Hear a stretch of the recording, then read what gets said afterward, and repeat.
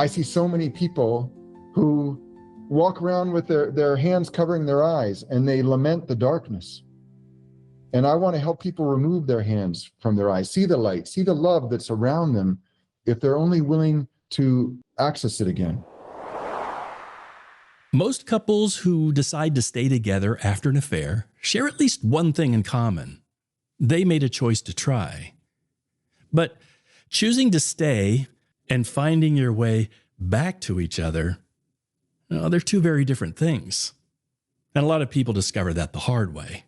The road back to real intimacy, to genuine connection, to love that feels like more than just coexisting, that road is harder than most people expect, and longer.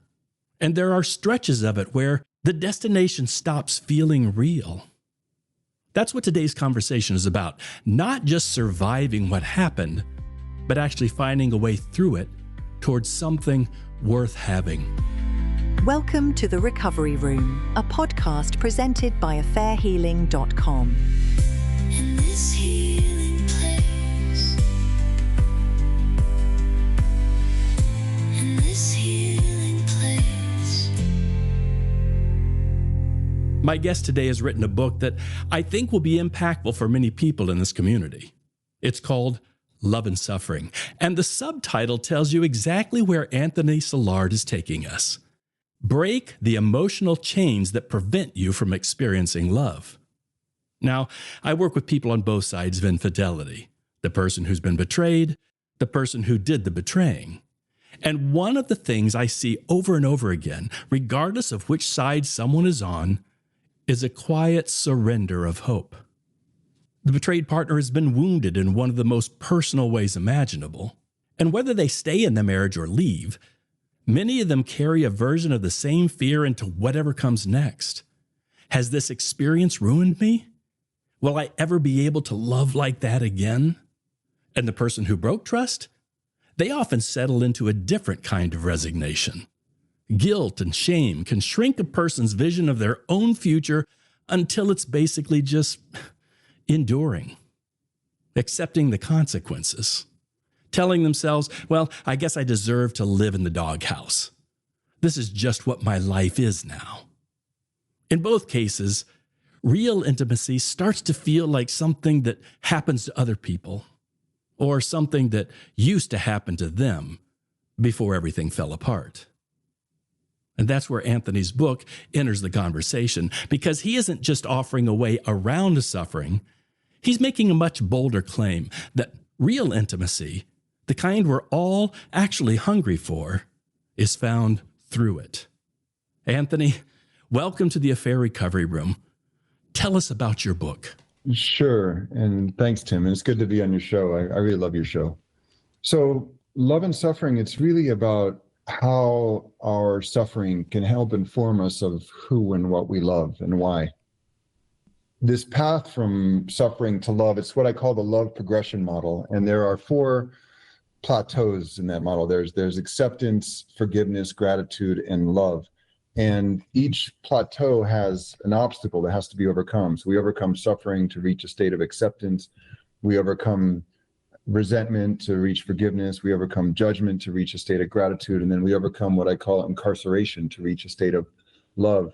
In fact, some of the people who have been either the perpetrators or victims of affairs, it sounds like there's a kind of incarceration there where they're, like you said, I mean, the doghouse is literally, it's like these 4 walls and you're in there and you can't get out. And so maybe that's something we can talk about here today is how do you get out of the doghouse? Because both people are in the doghouse. They're in there, but they're in separate doghouses. Mm-hmm. Well, let's start by helping us understand that first one. You say you overcome suffering to experience acceptance. For a lot of people, they just don't want to accept this as the reality of their life, I guess. They live in that wishful thinking that, I wish I could just go back and undo all this, which we can't. But what does acceptance look like? Let's think about what the opposite of acceptance is. The opposite of acceptance generally is called experiential avoidance. It's really avoiding your emotions, avoiding the realities of your life. It's being unwilling to read the writing on the wall.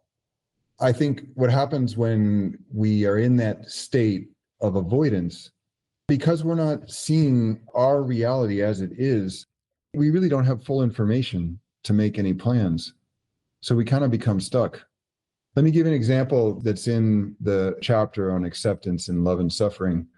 You have this guy who's essentially sitting on his sofa in his suburban home in the Midwest of the United States. And this is in the early 1970s. And he's just been married. He's got a couple kids, and he's there watching television. And he gets called in for active duty. And next thing you know it, he's off to Vietnam. 2 months later, he's captured. He's a POW, and he's in one of these really nefarious prisons like the Hanoi Hilton, they called it. He's in this kind of lice and rat and cockroach and insect infested cell. He's lost 30 pounds. He's emaciated, and he's just miserable, and he's going to die. He just can't bear what his life has become so rapidly, from this kind of idyllic, just married bliss to this horrible existence as a prisoner. So he just doesn't know what to do. And then he believes that he hears this voice. His perception is he heard the voice, and it said, "This is your life." And from that moment, everything changed. From that moment, he was like, okay, I've got to accept this. This is where I am. He starts exercising, doing push-ups and stomach crunches and so forth. He starts checking in with the other guys who are also POWs and starts to join their community. Everything changes. It's like a huge inflection point, and it helps him to survive through the war and eventually return to his family. Let's go now to someone who's been either a perpetrator or victim of an affair. Just imagine that voice. This is your life. At the end of the day, you have a choice to make.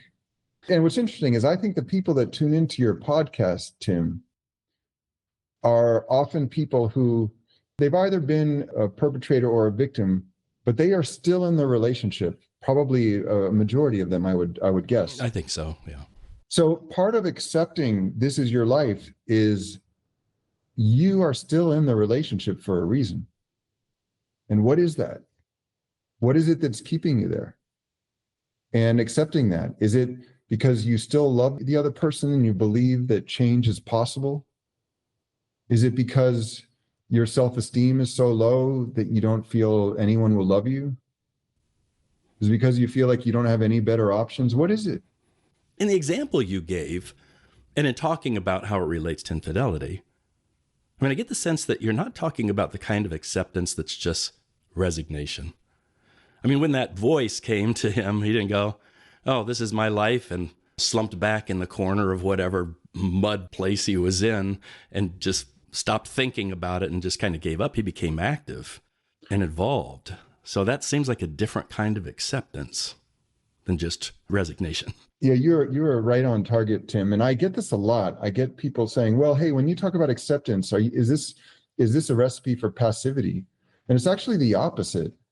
It's first embracing where you are before you determine where you want to go. And if you can't accept, acknowledge, and embrace your life exactly as it is, you don't have the information to move forward. So I view acceptance as the foundation of self-initiated change. It's accepting this is where I am right now. It's when we don't accept where we are.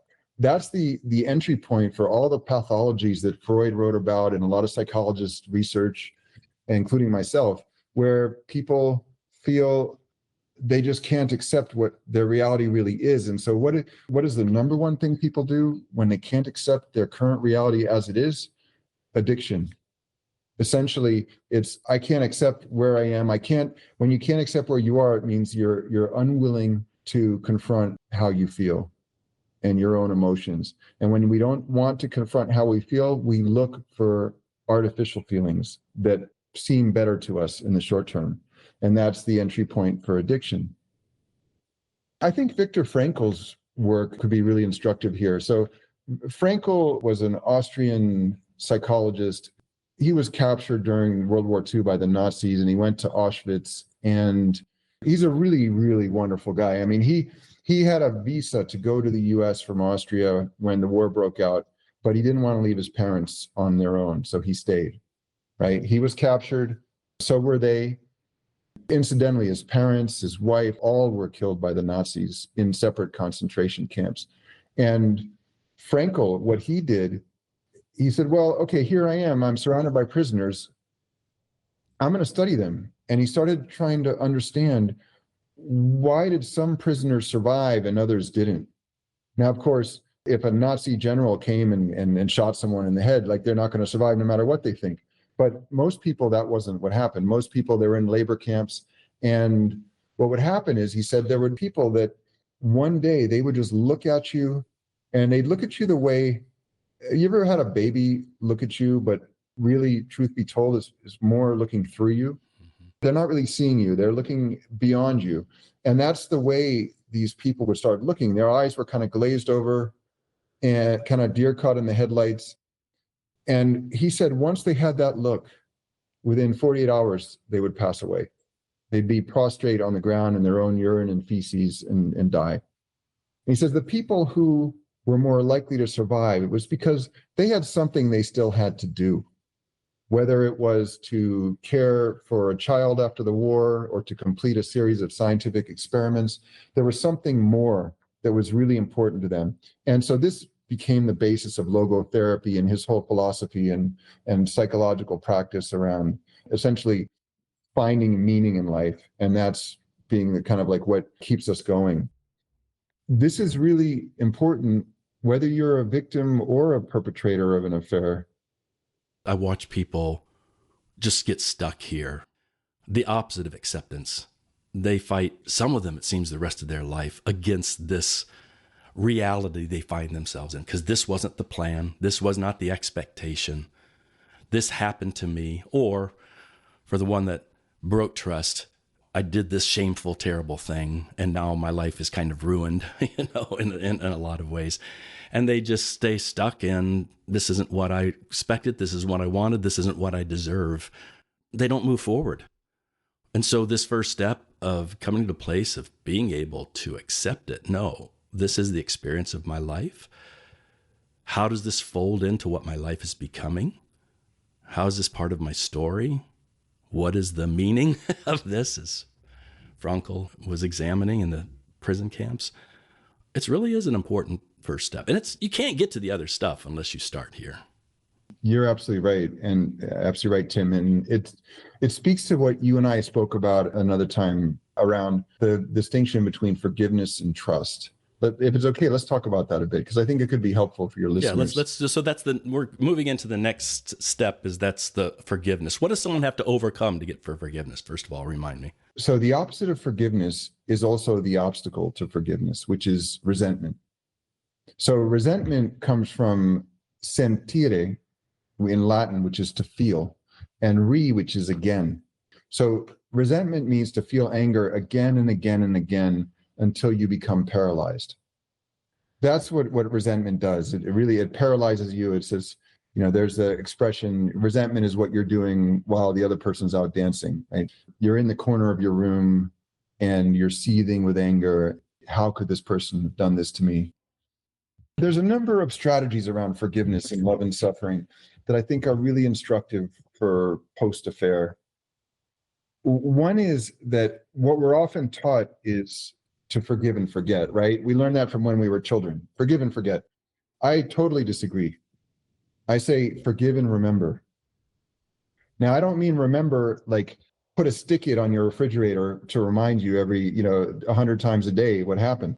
But I mean, put what happened into a folder psychologically and put that folder into a file cabinet and file it away, but know that it's there. Because look, if I'm here on your show, Tim, and I'm going to try to be helpful in any way for someone post-affair, if I tell you forgive and forget, that would be like saying to you, okay, if you were walking one night and you fell into a ditch, forget the location of the ditch. That wouldn't be good advice. Yeah. Remember where the ditch is so you don't step in again. There's a number of errors in conventional wisdom that I attack in Love and Suffering. And so one of them is, forgive and forget. Others are this idea that forgiving is something you do for the other person. Forgiving is not for the other person. Forgiving is for yourself. Because remember, the opposite is resentment, and that's to become angry so much that you become resentful and stuck. And that's not good for you. It paralyzes you. So forgiveness is something we do for ourselves. Forgiveness is necessary for personal development. Until you forgive someone, you're stuck. Yeah. And let me tell you. Can I just Please. step in? Because I hear both. Well, forgiveness is for the other person. No, the forgiveness is for yourself. I mean, in some aspect, it's both, isn't it?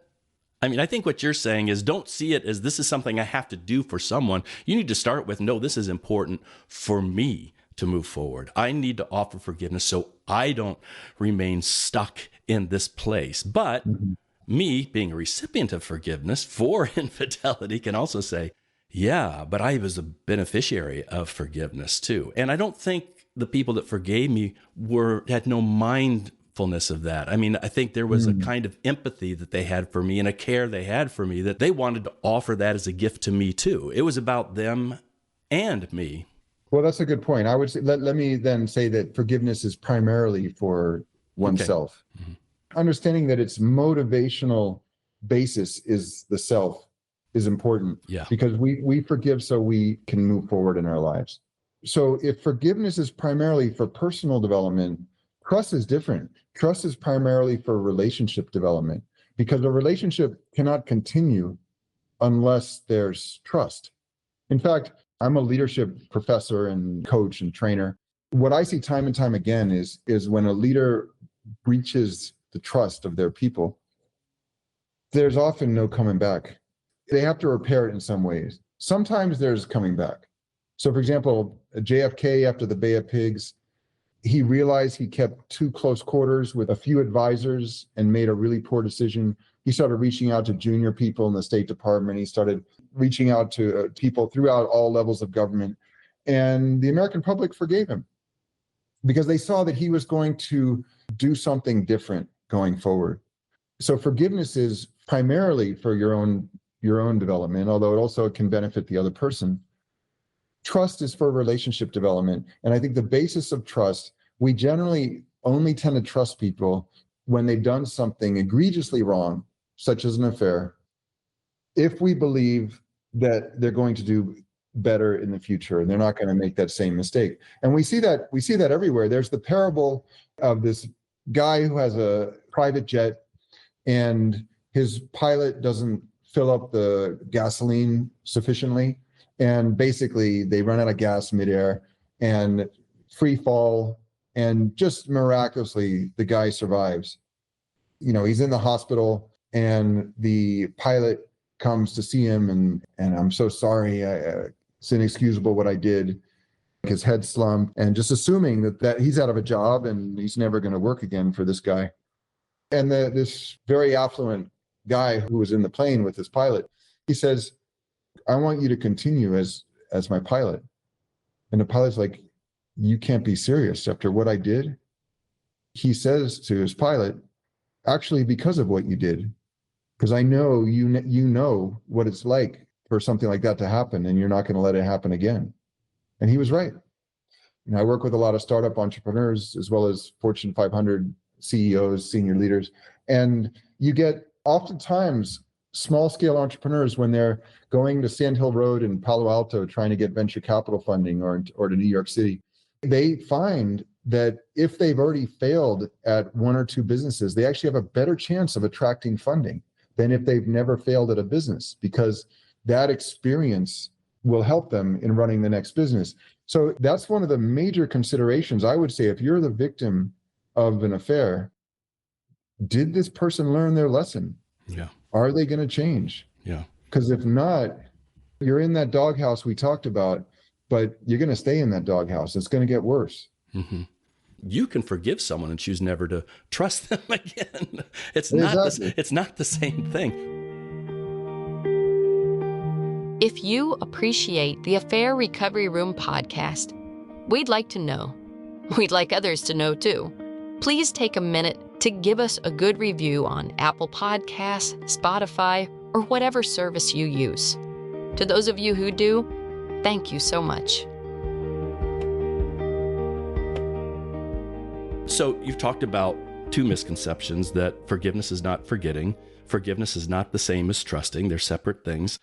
I also know that I think you write about this idea that forgiveness is not the absence of judgment. Because I think we think of it that way sometimes, that, oh, if I forgive, then I don't consider judgment.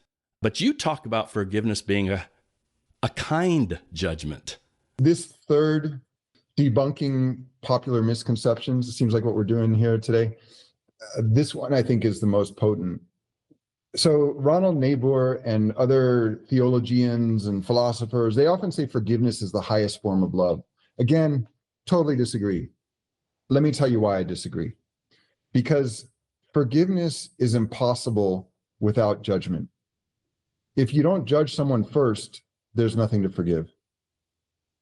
So let's stop and take a look at that, because sometimes when we judge others, it says more about our need to judge others and be judgmental than it does about them.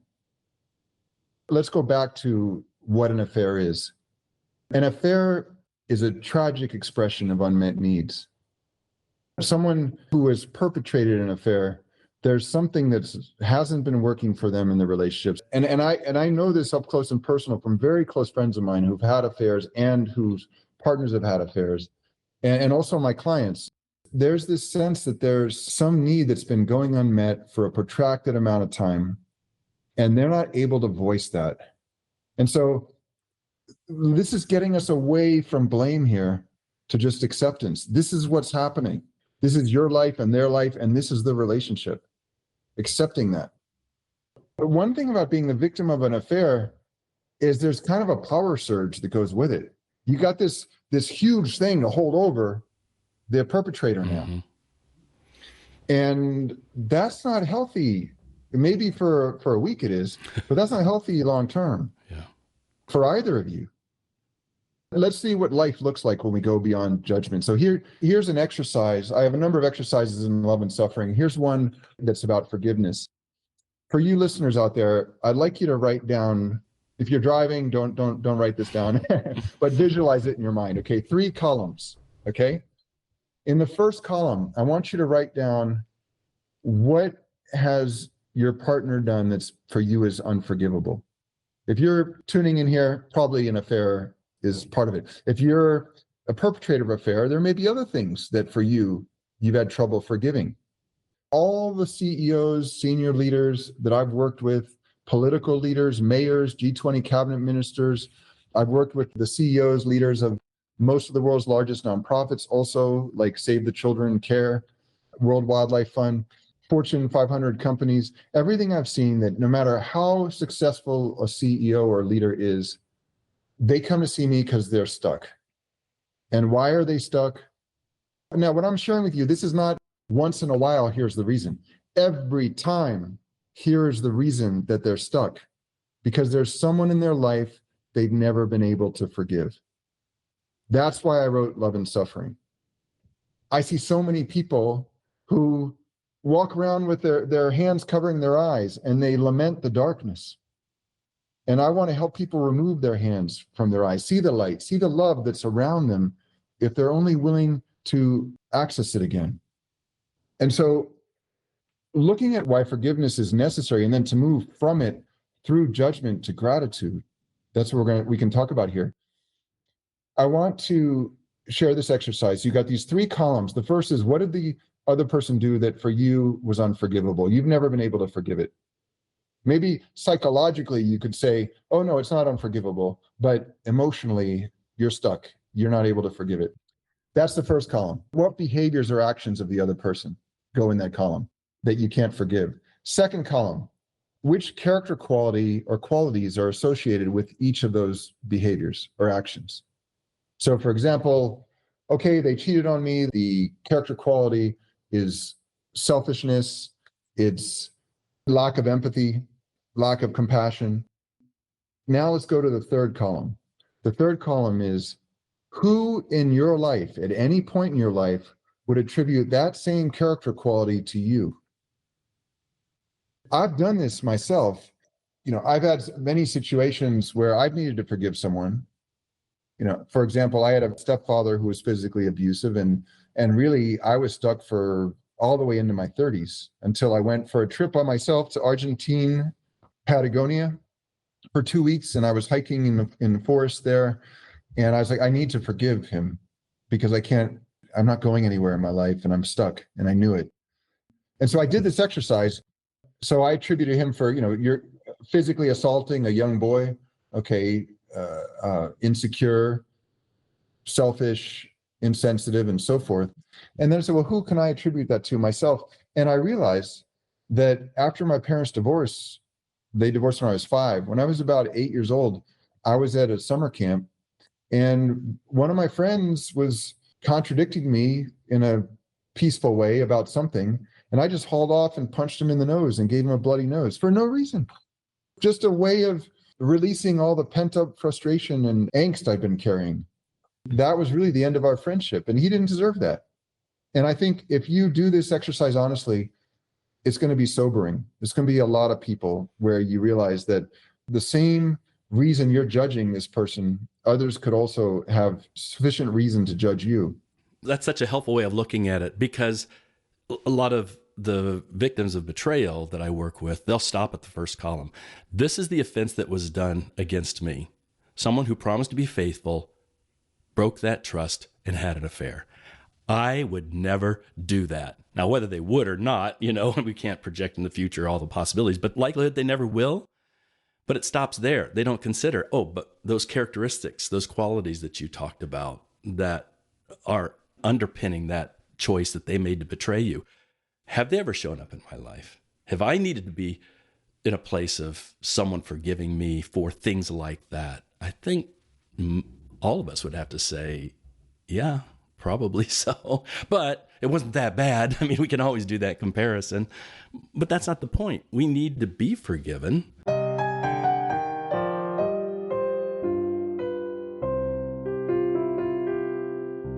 Acceptance, forgiveness. If you've been carrying the weight of what happened in your relationship, those 2 words alone represent a long and difficult road. But according to Anthony, they're only the first half of the journey. In our next conversation, we're going to keep moving. We'll talk about gratitude, which I know might sound like a stretch from where some of you are sitting right now. And we'll also talk about love, what it actually looks like to arrive there after everything you've been through. Anthony's also going to share how you can get a couple of his books completely free, so you'll want to join us to hear that.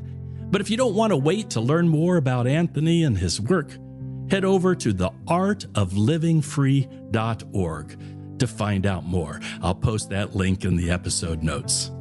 We'll see you in part 2.